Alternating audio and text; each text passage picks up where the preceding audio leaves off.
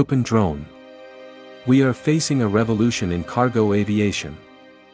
In the privacy of the Brazilian equatorial forests, engineers have been working for several years on a product that can revolutionize aviation.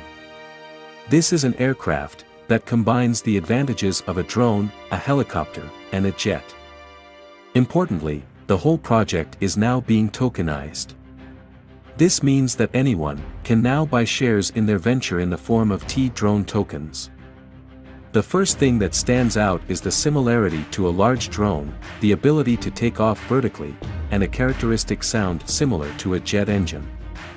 However, once it reaches a certain altitude, it can reach speeds similar to passenger airplanes. Due to the drone's large technical capabilities, it can be used in many situations. Cargo delivery, observations, medical transport, rescue, fire detection and firefighting, agriculture, support to oil platforms. Now that you know what product we are dealing with, I invite you to familiarize yourself with our business opportunity. Thanks to blockchain and tokenization technology, each of us at this early stage of the project's existence can become a shareholder in Tupan Aircraft Company.